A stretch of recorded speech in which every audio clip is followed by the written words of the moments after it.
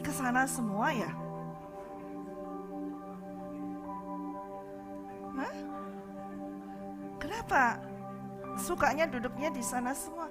Terus di belakang semua sukanya nggak ada yang suka duduk di depan? Dari dulu dan sekarang itu tidak pernah berubah. Orang selalu sukanya duduk di belakang. Ya. Kalau di belakang itu nanti bisa kena gelap loh. Ya kan? Ya. Di depan kena sinar lampu jadi terang. Jangan takut kena sinar. Saya lihat di sini semua miring ini kayaknya seperti itu.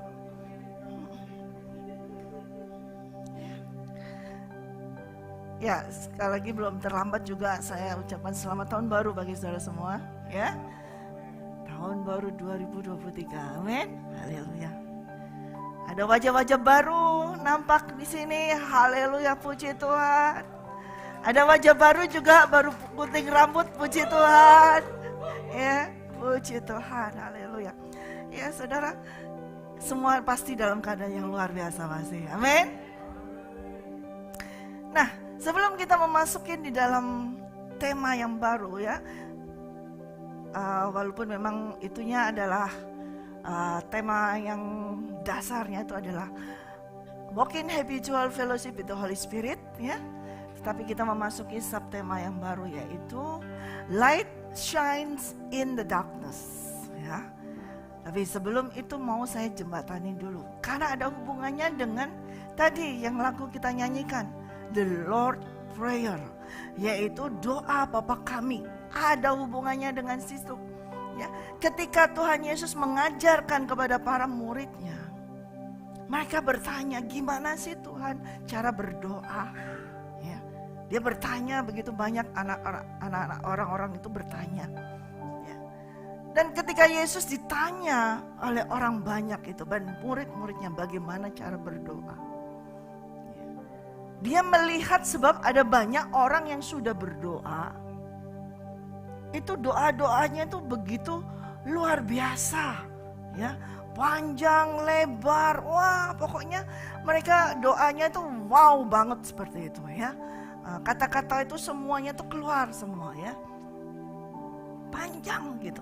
Dan Tuhan katakan kalau kamu berdoa tidak seperti orang-orang itu, jangan seperti mereka berdoanya ya. Mereka berdoanya dengan sedemikian rupa, ditata rapi semuanya, bahasanya semuanya, dan postur tubuhnya mereka semua mengangkat tangan dengan kayak seperti wah ini loh aku yang berdoa. Nah, Tuhan mau kasih tahu kepada mereka, kalau kamu berdoa dengan cara yang mereka lakukan itu, sekalipun panjang lebar, kamu masih di dalam kegelapanmu. Kenapa orang harus berdoa? Adakah yang tahu kenapa kita harus berdoa? Untuk apa kita berdoa? Ada yang tahu? Yesus mengajarkan kita untuk berdoa. Kenapa kok kita harus berdoa? Kalau kita tidak berdoa, berarti saudara setuju, agree dengan keadaan di dunia ini yang adalah semuanya dalam keadaan kegelapan. Jikalau engkau tidak berdoa kepada Tuhan, berarti engkau menyatakan aku gak masalah ada di situasi ini. Karena dunia terpisah dengan Allah Bapa.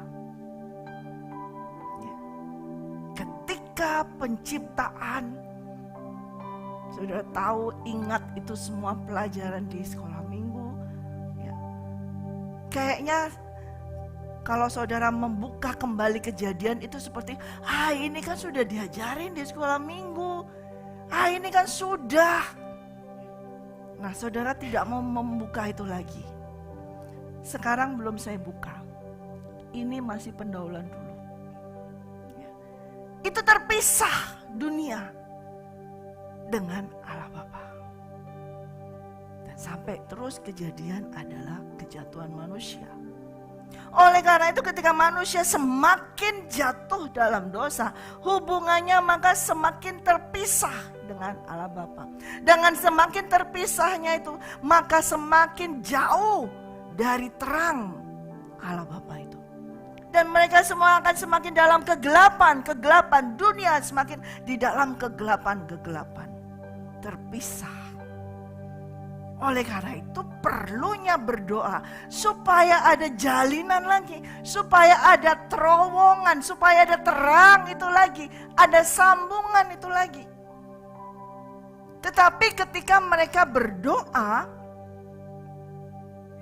tanpa ada media yang menyambungkan atau jembatan yang menjembatani antara kegelapan dengan yang terang, tidak akan bisa. Nah, ahli Taurat, orang-orang di sana semua itu mereka berdoa tanpa jembatan ini, tanpa pengantara ini. Mereka mengantara sendiri. Mereka dengan mengangkat tangan, mereka dengan mengatakan menyampaikan kata-kata yang luar biasa, seakan-akan mereka tuh sampai kepada Bapa di surga. Tetapi itu masih jauh banget, tidak bisa. Sekalipun mereka berdoa 7 kali sehari, tapi tanpa pengantara itu tidak akan bisa ketemu. Oleh karena itu Yesus mau menyampaikan kepada mereka, kalau berdoa itu seperti ini, yaitu di dalam doa Bapa kami. Saya tidak mengulang itu, tapi selintas saja. Kalau kamu berdoa, Tuhan sudah kasih cara. Masuk di kamar yang tersembunyi dan tutup pintu dan kamu berdoa. Dan doanya adalah Bapa kami yang di surga. Ditujukan kepada Bapa kami yang di surga. Artinya masuk kamar di tempat yang sembunyi, maksudnya adalah kalau kamu berdoa, hubungan itu hubungan yang paling intim. Hubungan itu adalah hubungan yang paling top secret. Di dalam, tersembunyi. Karena Bapa ini juga tersembunyi, tidak bisa dilihat. Oleh karena itu kalau kita mau bergaul bertemu dengan Bapa yang tidak bisa dilihat, maka kita berdoa pun tidak perlu dilihat orang. Seperti ahli Taurat, itu mereka sukanya berdoa dilihat orang. Di ujung jalan mereka berdoa supaya kelihatan, oh ini loh orang saleh, ini loh orang yang berdoa. Nah, kalau kita mau berdoa kepada Tuhan Allah Bapa yang tak terlihat, kita harus berdoa di alam yang tidak terlihat, bukan sembunyi di kamar, bukan sembunyi di dalam lemari, bukan sembunyi di dalam kotak atau di mana. Tetapi artinya yang tersembunyi yang Tuhan Yesus katakan adalah yaitu rohmu, manusia rohmu, itulah yang berdoa. Kalau kita secara fisik hari ini tadi kita mengangkat tangan berdoa, tetapi bila manusia roh saudara tidak berdoa, engkau tidak jauh beda dengan ahli Taurat dan orang Farisi. Ya kan? Bila keagamaanmu tidak melebihi daripada ahli Taurat dan orang Farisi, Tuhan Yesus mengatakan engkau tidak akan masuk dalam kerajaan surga. Jadi saudara, thy kingdom come, thy will be done. Itu menyatakan suatu hubungan yang mau dijalin oleh Bapa kepada setiap manusia yang diciptakannya. Sesungguhnya demikian. Ya. Tetapi ketika itu mau dijalin, banyak orang yang tidak mau menerima kerajaannya. Banyak orang yang sudah menolak kerajaan daripada surga, dari kerajaan Allah Bapa itu. Karena mereka sudah sedemikian nyamannya di dalam kerajaan dunia ini. Semua sudah ada. Dengan apa? Mereka sudah fasilitas, semua sudah punya. Mereka bekerja keras, bekerja keras dari sekolah sampai bisa bekerja. Itu usahanya mereka. Dan mereka memiliki karir semua. Ngapain berhubungan dengan kerajaan yang tidak bisa dilihat? Buat apa? Mendingan berhubungan dengan kerajaan yang bisa dilihat. Kerajaan Inggris, kerajaan Malaysia. Siapa tahu ada dalam situ ada suatu relasi bisa join, baik itu sifat ekonomi maupun apa. Itu yang sedang digalakkan antara dunia dengan di dalam dunia ini. Setiap pemerintahannya mereka saling berhubungan hanya untuk hal yang sementara. Pemerintahan Indonesia menjalin hubungan dengan pemerintahan luar negeri. Pemerintahan manapun menjalin hubungan hanya untuk supaya tukar, baik itu ekonomi ataupun apa. Hanya sebatas itu saja, dan itu hanya sementara. Tapi mereka jarang, tidak ada yang mau tukar hubungan dengan kerajaan yang di surga. Mereka lebih mementingkan jalinan dengan relasi sesama negara tetangga. Kalau ada masalah, nanti negara tetangga bisa tolong-tolongan, bisa bantu. Ya, dunia seperti itu. Dunia memiliki pemikiran seperti itu. Bahwa yang bisa kalau kita menjalin hubungan dengan sesama negara semuanya, itu bisa tolong menolong. Sedangkan ketika persoalan terjadi di dunia, ketika malapetaka terjadi di dunia, ketika Tuhan menjungkir balikkan dunia nanti, siapa bisa tolong siapa? Tidak ada seorang pun yang bisa menolongnya.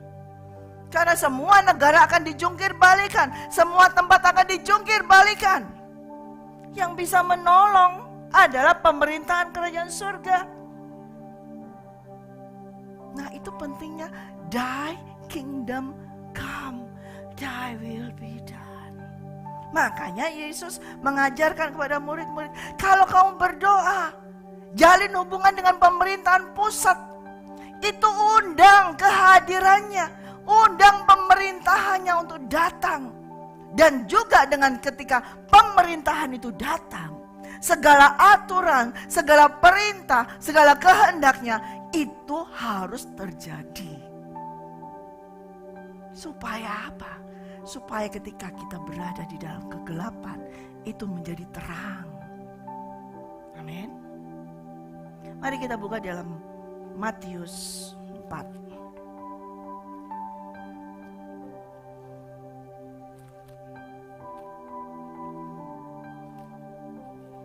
Matius 4 ya. Kita buka dalam Matius 4 ayat 12. Tetapi waktu Yesus mendengar bahwa Yohanes telah ditangkap, menyingkirlah ia ke Galilea.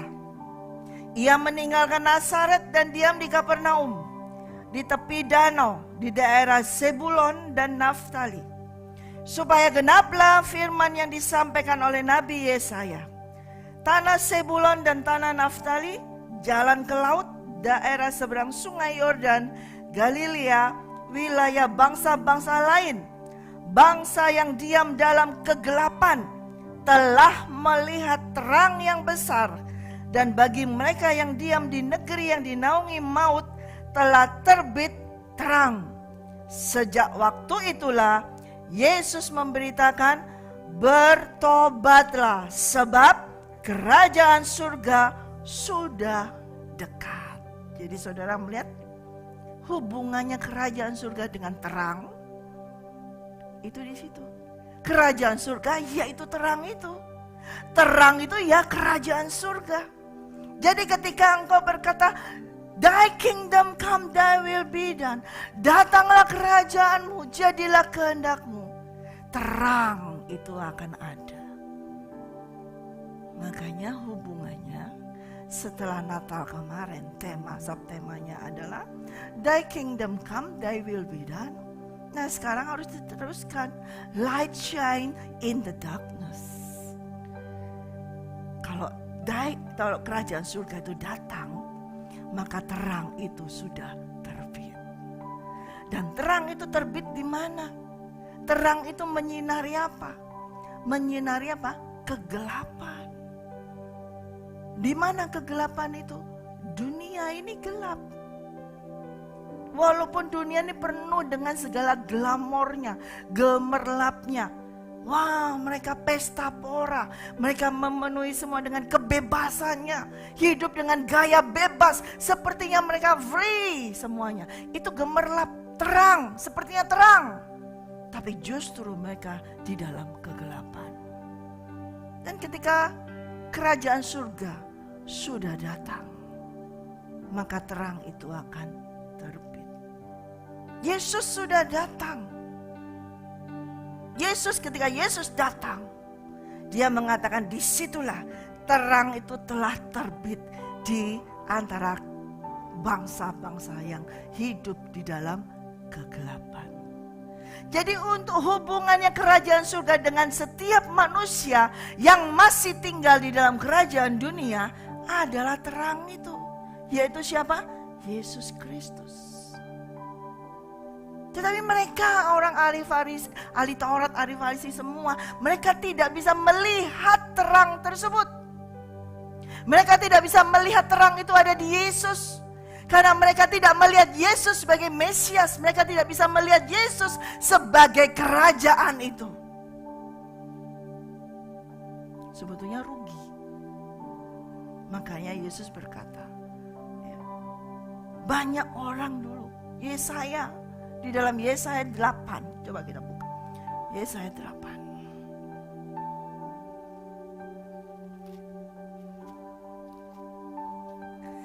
Ayat 23. Tetapi tidak selamanya akan ada kesuraman untuk negeri yang terimpit itu.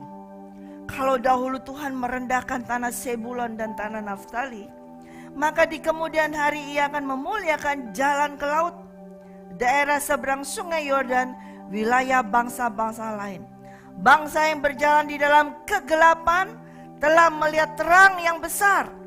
Mereka yang diam di negeri kekelaman, atasnya terang telah bersinar. Engkau telah menimbulkan banyak sorak-sorai dan sukacita yang besar. Mereka telah bersukacita di hadapanmu, seperti sukacita di waktu panen, seperti orang bersorak-sorai di waktu membagi-bagi jarahan, seperti kuk yang menekannya, dan gandar yang di atas bahunya, serta tongkat di atas penindas, telah kau patahkan seperti pada hari kekalahan Midian. Sebab setiap sepatu tentara yang berderap-derap dan setiap jubah yang berlumuran darah akan menjadi umpan api.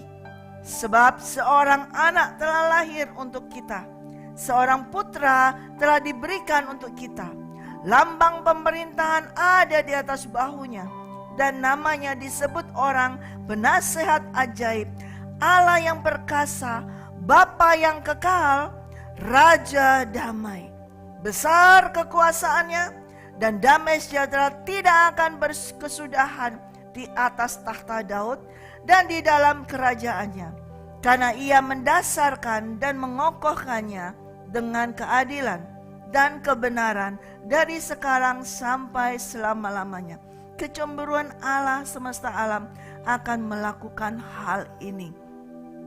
Ini sudah disampaikan oleh Tuhan Allah Bapa melalui Yesaya, melalui Nabi Yesaya, bahwa akan terbit terang itu.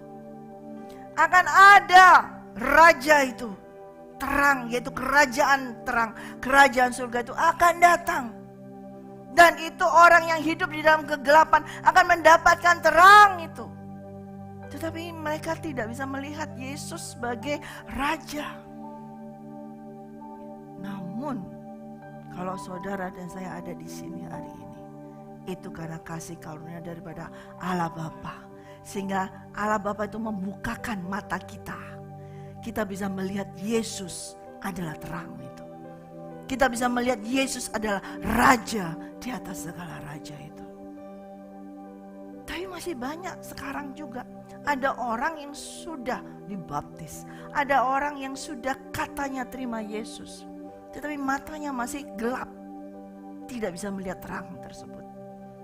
Mereka masih hidup di dalam kegelapan. Sebulon Naftali itu adalah anak-anaknya Yakub. Anak-anak Yakub yang sudah diberkati oleh Tuhan menjadi anak-anak dari Israel, itu anak-anak Yakub, Sebulon. Tetapi mereka, begitu mereka mendapat bagian warisan, tanah warisannya, di mana mereka hidup berdampingan dengan bangsa-bangsa asing yang lain. Mereka nggak tahan. Mereka mengikuti gaya hidup mereka semua, orang-orang asing. Matanya tertutup menjadi gelap lagi. Zebulon Naftali ini seharusnya adalah tempat yang sudah mendapat terang tersebut. Mereka hidup dalam kegelapan. Karena mereka apa? Kena pengaruh budaya dari bangsa-bangsa di sekitarnya. Dan mereka enjoy, menikmati. Makanya Yesus datang. Ketika dia mendengar kalau Yohanes Pembaptis ditangkap, justru dia pindah keluar ke Kapernaum, ke tempat tanah Zebulon dan Naftali. Karena dia tahu tugasnya dia, terang itu harus muncul di dalam kegelapan. Dan dia harus menerangi tanah Zebulon dan Naftali tersebut. Saya pernah hidup di dalam kegelapan. Sewaktu hidup dalam kegelapan itu kayaknya kita gak masalah. Kita gak tahu kalau kita dalam kegelapan. Kita fine-fine aja, oke-oke saja. Tapi ternyata betapa gelapnya hidup saya. Setelah saya menerima terang Kristus Yesus, menerima Yesus Kristus, barulah saya sadar betapa gelapnya kehidupan saya dulu. Lebih gelap dari gelap. Lebih gelap pekat lagi hidup saya itu. Kelam. Baru saya ketahui ketika saya masuk di dalam terang. Selama saya masih masuk di dalam kegelapan, tidak terasa gelap itu. Kita malah enjoy, kita malah suka. Gak ada yang lihat, gak ada yang tahu. Kalau lagi ngerokok, gak ada yang lihat. Kalau lagi melakukannya enak dengan gelap-gelap. Tapi begitu menerima terang itu dan masuk di dalam terang itu, mulai kelihatan, oh dulu jelek ya, yang saya lakukan itu jelek banget, mulai kelihatan. Dan saya menyatakan bahwa betapa kelamnya hidup saya dahulu. Dan bersyukur kalau Yesus Kristus masih mau menerangi hidup saya. Dan itulah kerajaan Bapa itu datang di dalam kehidupan saya. Ya. Sebelum itu kehidupan saya gemerlap saudara, gak kalah terang. Kehidupan saya penuh dengan kelap-kelip lampu diskotik, setiap malam diskotik. Kalau dulu jam dulu diskotik, gak pernah berhenti. Kelap-kelip semua seperti itu. Apakah saya hidup dalam kegelapan? Tidak, terang. Apalagi kalau saya waktu runway seperti itu, spot ini, lampu ini lebih terang dari ini. Terang. Saya tidak hidup dalam kegelapan. Tetapi manusia rohani saya terpuruk di dalam suatu kekelaman yang luar biasa.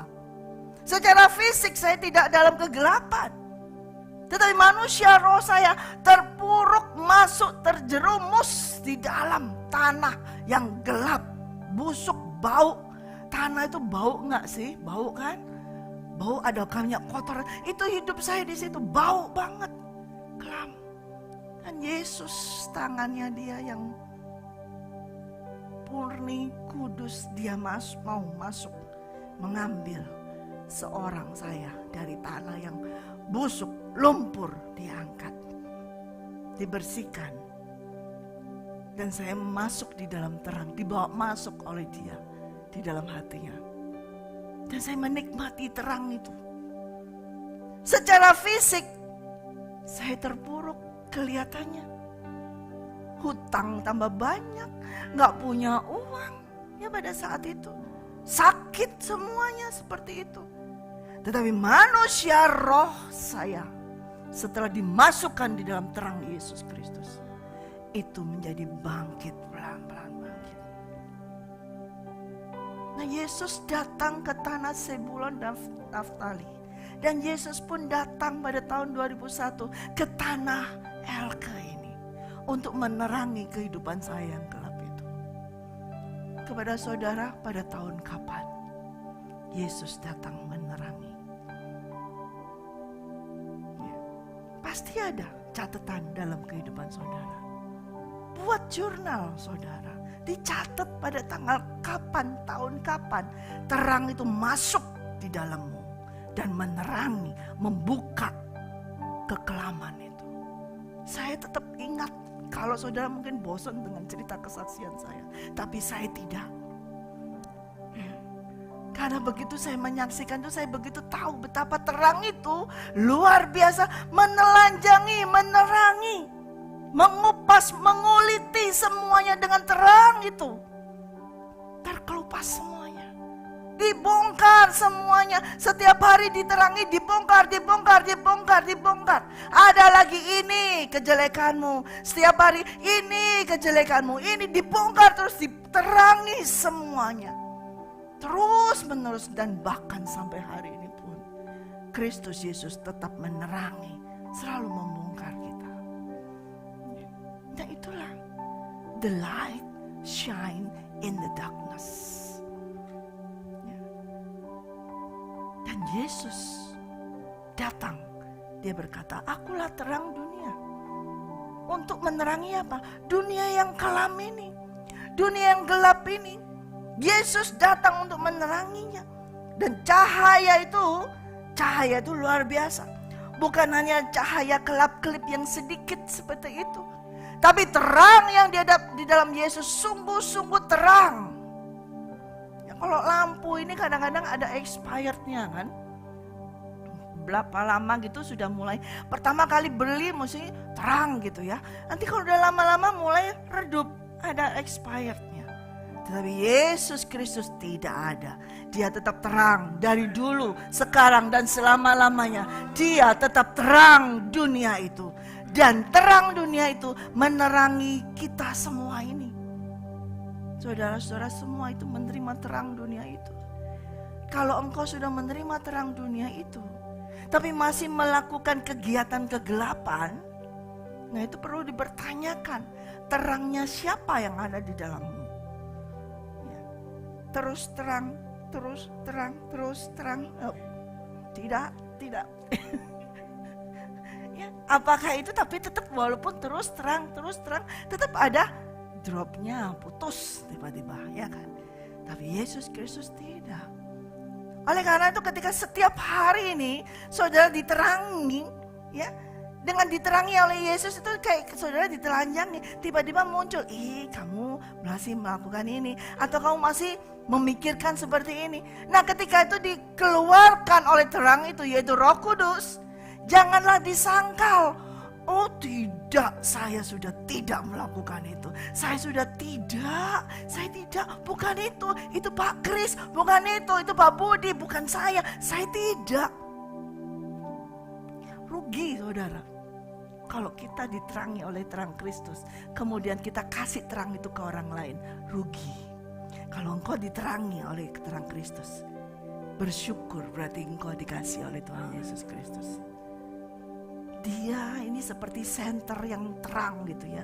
Dia akan mencari, kali-kali ada spot hitam di matamu, di tempat ini yang tersembunyi, ada titik hitam kecil gitu. Nah dia tahu, terang itu akan bisa menerangi hal tersebut.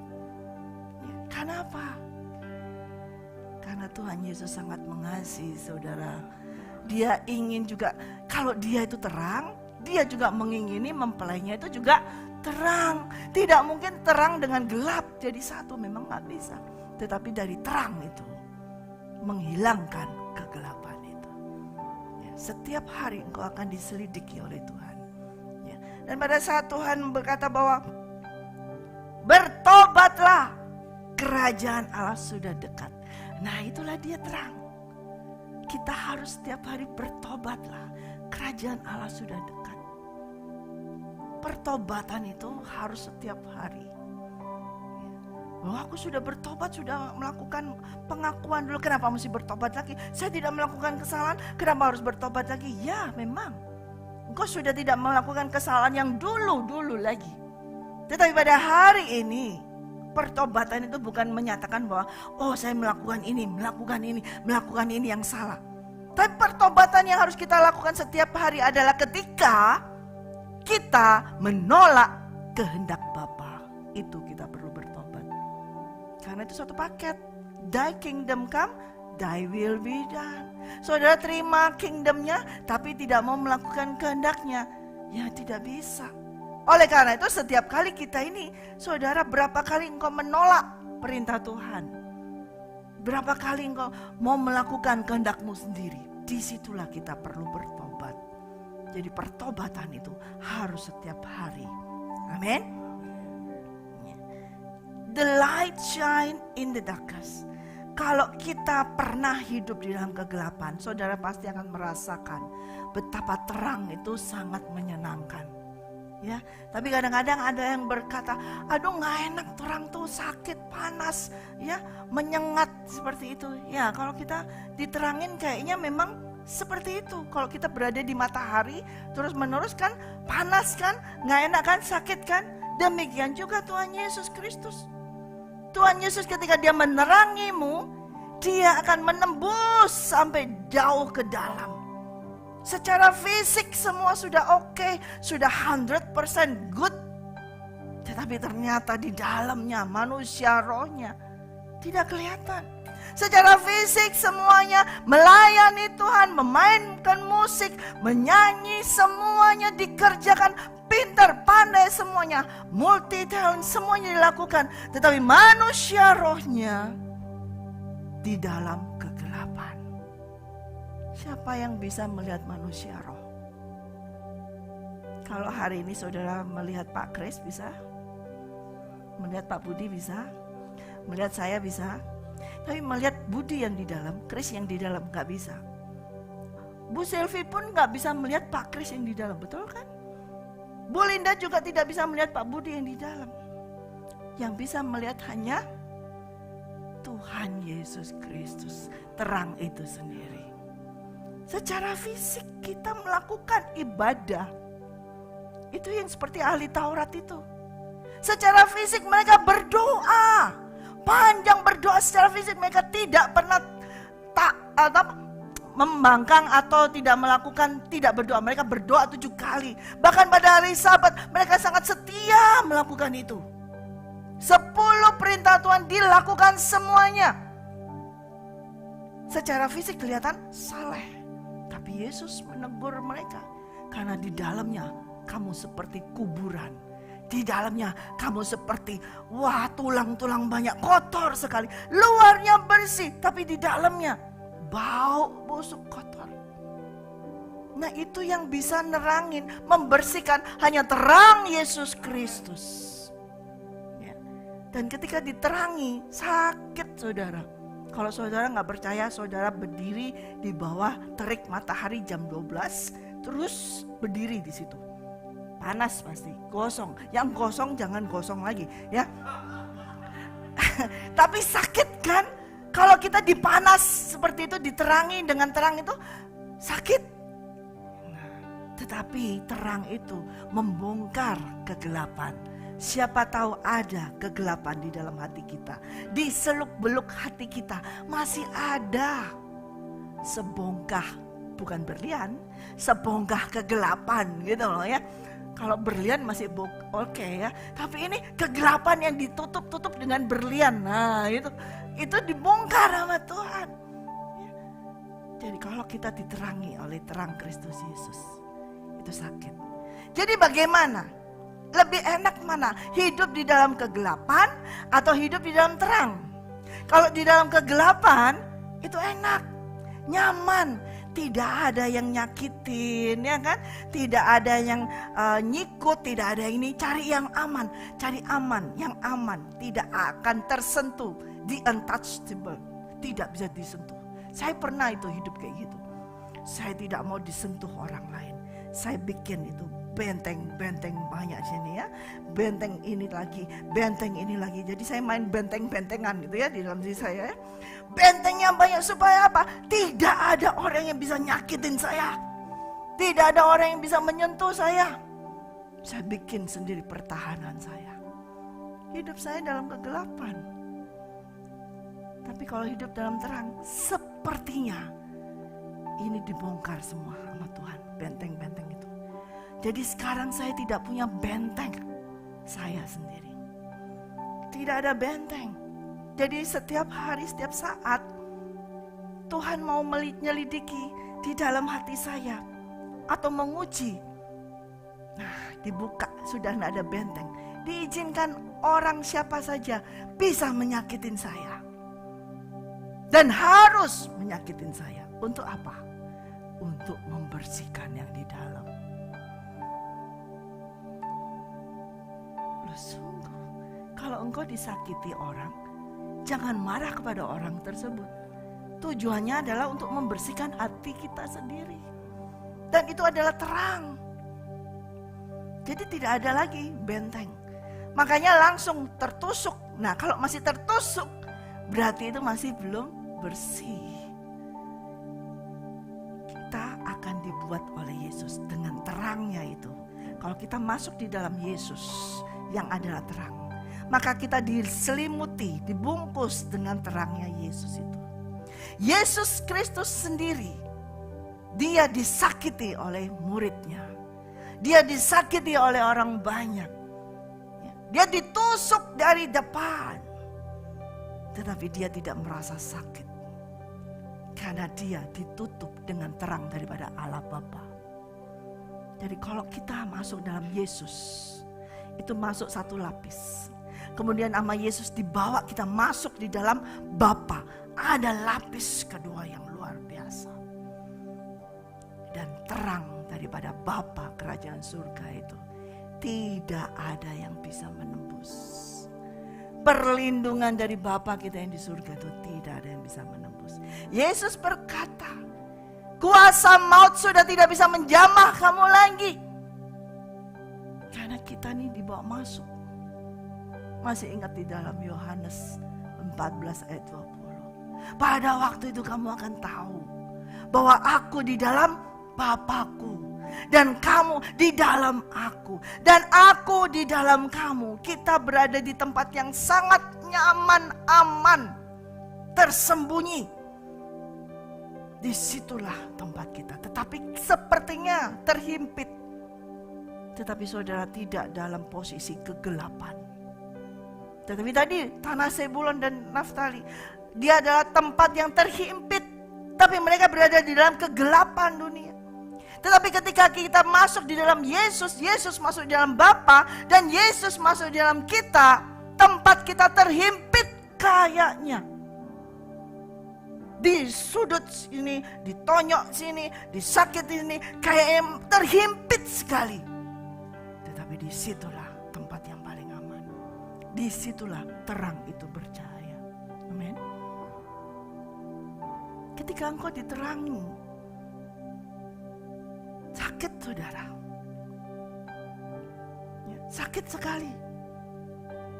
Karena meneranginnya itu mungkin ya, kalau hanya pakai senter biasa gitu nggak apa-apa. Kalau pakai laser, sinar langsung itu bisa melepuh, mengeluarkan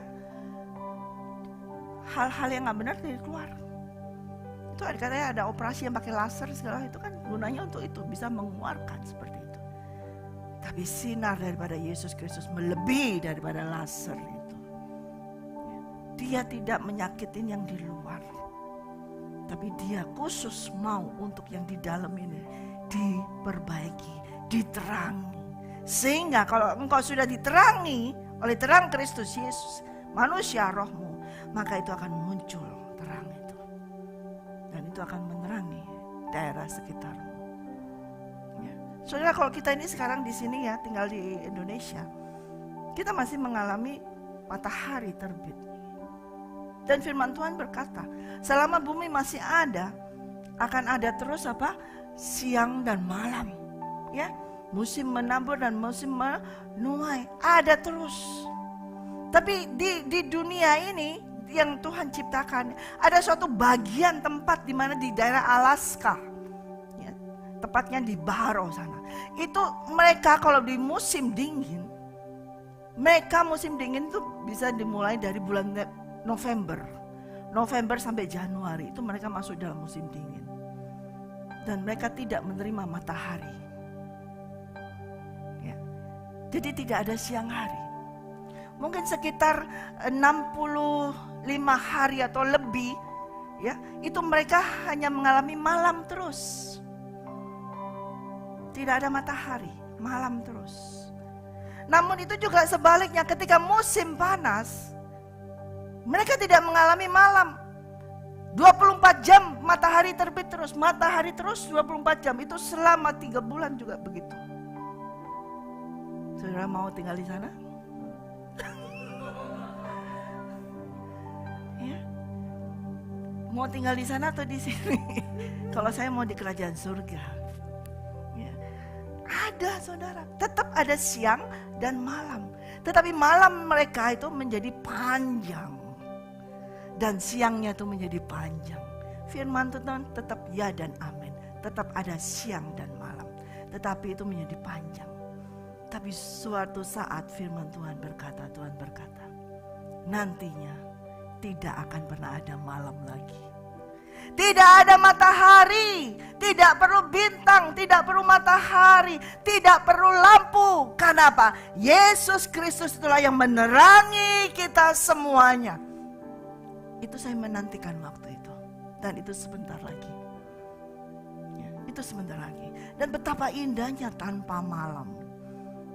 Aduh, saya nggak bisa tidur nanti baginya gitu ya, sudah begitu. Kalau nggak ada malam nggak bisa tidur. Atau yang tadi, mau ikut yang tadi, malam terus, jadi tidur terus gitu seperti itu. Oh enak, jadi nggak usah bangun pagi, nggak usah ini, tidur terus gitu ya. Ya enak kali, enak nggak sih? Tanpa malam, tanpa siang. Tapi yang penting, firman Tuhan berkata, tanpa malam, kalau itu bersama dengan Yesus Kristus pasti enak. Karena dia menerangi kita. Terang daripada Yesus Kristus. Ya, matahari itu yang membuat adalah Allah Bapa. Tapi ketika Yesus yang menerangi, pasti gak akan membuat kulit kita gosong. Jadi jangan takut Pak Kris kalau nanti diterangi oleh Tuhan Yesus. Itu tidak akan menambahkan kegelapan. Tapi justru akan memberi, maaf. Justru akan menerangkan semuanya. Ya kan? Akan mencerahkan semuanya. Because apa? Light shine in the darkness. Jadi bersyukur kalau ada memiliki kulit yang gelap. Karena dengan terang itu nanti akan jadi terang, ya kan? Kelihatan terangnya, ya. Tapi kalau kulit yang putih nggak kelihatan, sudah diterangin nggak kelihatan, ya kan? Tapi kalau saudara sekarang gelap, bersyukur nanti pada waktunya engkau akan menjadi terang, ya, diterangkan oleh Tuhan. Amin saudara, ini sebagai suatu pendahuluan ya. Nanti akan saya lanjutkan dalam minggu-minggu berikutnya. Ya. Jadi ketika kita berkata, Thy kingdom come, Thy will be done. Dan kalau itu saudara percaya, kerajaan surga sudah datang dalam kehidupanmu. Amin gak? Nah, harus juga apa? Kehendaknya Bapa juga harus kita mau lakukan, ya kan? Seringkali ya, nggak usah, kehendakku aja, kehendakku saja. Kehendak Bapa, mana Bapa kehendaknya begitu dikasih tahu kehendaknya Bapa begini, waduh, kok begitu kehendaknya? Ini kan. Nah, ketika kita menolak kehendak daripada Bapa, pada saat itu juga kita langsung pindah ke dalam kegelapan. Nggak percaya? Gelap. Kalau kita tidak mau melakukan kehendak Bapa, terang itu langsung gelap. Yesus itu tidak suka dengan orang yang tidak mau melakukan kehendak Bapa. Dia berkata pada akhir zaman nanti akan banyak orang berteriak, Tuhan, Tuhan, aku sudah melakukan ini, aku sudah melayani, aku sudah memainkan musik, jadi WL, aku sudah buat KKR, aku sudah melakukan mujizat segala macam.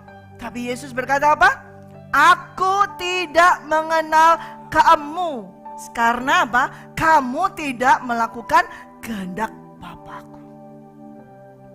Jadi kalau kita melakukan kehendak Bapa kita, maka sesungguhnya terang itu sudah datang.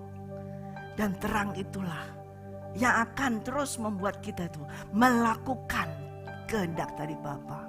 Yesus Kristuslah yang akan menolong kita. Kalau dia sudah menerangi kita, dialah yang akan menolong kita untuk bisa melakukan kehendak Bapa yang mungkin tidak bisa kita lakukan. Tapi Yesus Kristus yang menolong kita sehingga kita bisa melakukan kehendak Bapa. Dengan demikian, maka terang Yesus Kristus itu ada di dalam kita. Dan terang Yesus Kristus yang ada di dalam kita itu akan menerangi kegelapan. Ya, kegelapan itu yang pertama, kegelapan di dalam hatimu, kegelapan mata, mata gelap. Mata ini bisa gelap loh saudara, bisa gelap. Ya, bukan pada saat terang benderang gini mata bisa gelap. Ya. Gelap apa? Main tangan, main pukul, main jadi jahat, jadi semuanya jadi gelap.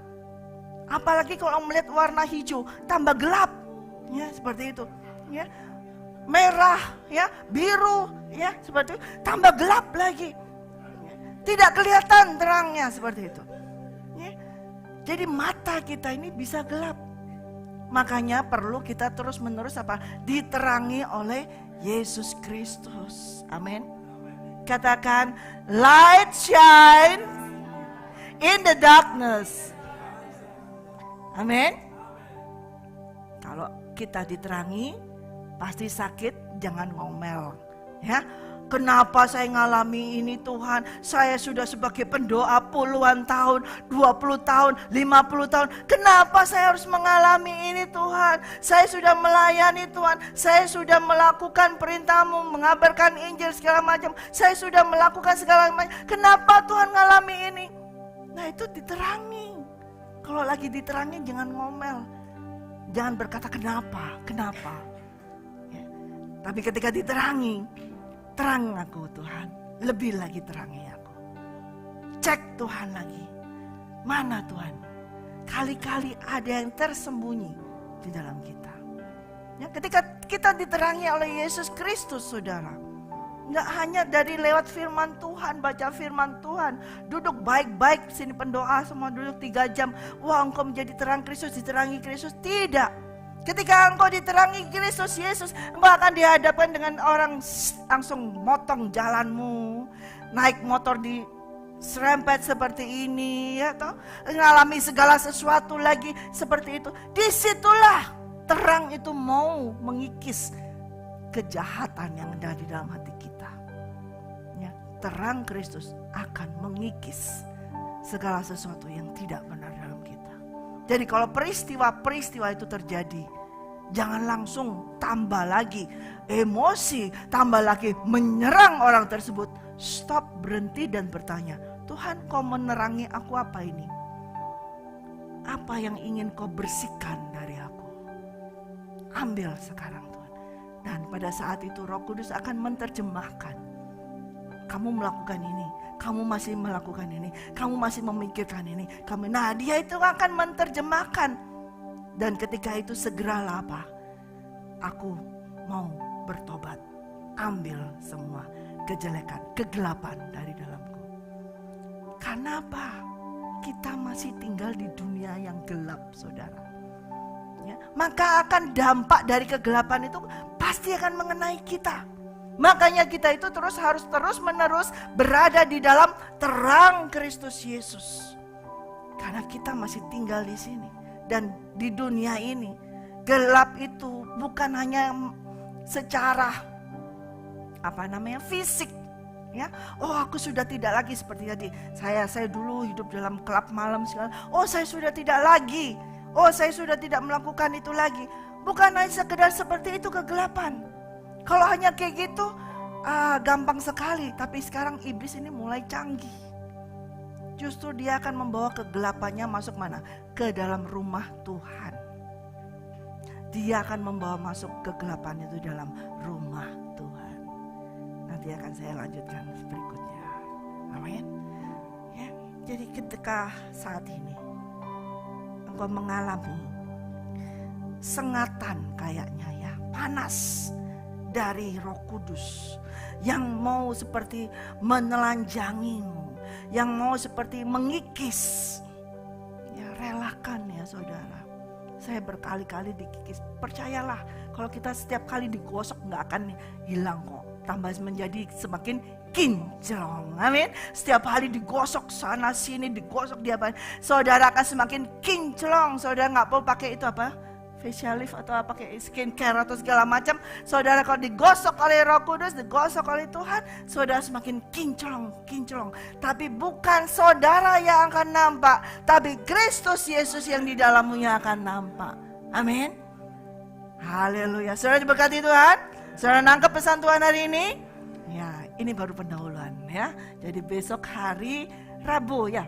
Rabu akan kita masuk dalam temanya. Mari kita bangkit berdiri saudara.